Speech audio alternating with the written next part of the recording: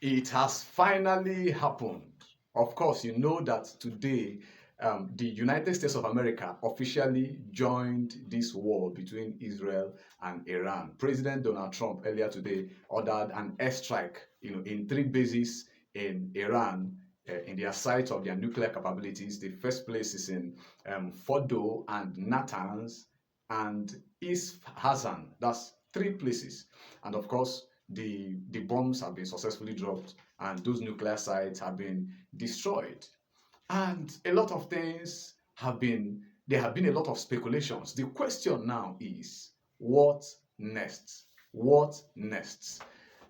Tensions are rising, a lot is going on. Analysts are saying different things. But what next?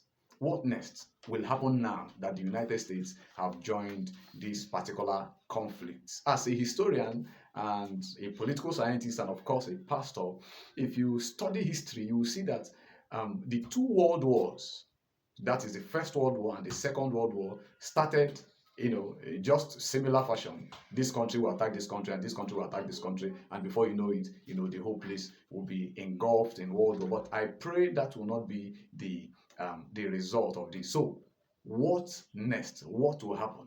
There are some potential things that I've discovered or that I've thought about, that will happen, and that's what I want to share with you. First, the first thing that can happen is that Iran will retaliate, and of course, they have already started retaliating. As at this afternoon now, some missiles have been dropped in Tel Aviv, in Israel, and a lot of buildings have been destroyed. You can see that online, it's in the news. And so they have started retaliating, as their foreign minister said, and as the supreme leader, Ayatollah Khamenei, said that Iran will never surrender, that they will never give up. So they have already started, retaliating. And of course, their allies, although we have not seen them come into active participation, but anything can happen. Anything can happen. So that's the first thing, that can happen. Iran have retaliated, and so we can see these events unfolding. The second thing that can happen, or that will happen, is that oil prices will go high. There is every likelihood that oil prices will go high in the world. Of course, you know that Iran is a major producer of oil. With other Gulf states, they control the Strait of Hormuz, from where they supply their oil to the world. And so, if Iran decides to close up that place, that means there won't be more supplies from that place and from other parts of the world where oil is being supplied. There can be a hike or increase in the prices of oil. Of course, that is to the advantage of nations like Nigeria.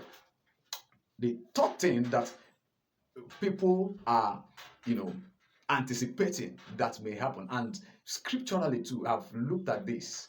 Is this what will happen next? I hope you know that Iran is located in mountainous areas. There are mountains there, and these bunker buster bombs that have been dropped in these particular sites, there is a tendency, or there may be a tendency, that earthquakes, it can trigger an earthquake. Who knows? We are watching to see. We are watching to see. If you read the book of Zechariah chapter 14, from verse 1 to 5, the Bible talks about, an earthquake that will happen in Israel that will divide the Mount of Olives into two, and the people of Israel will flee. This is after after a group of nations have invaded them. So can this be that?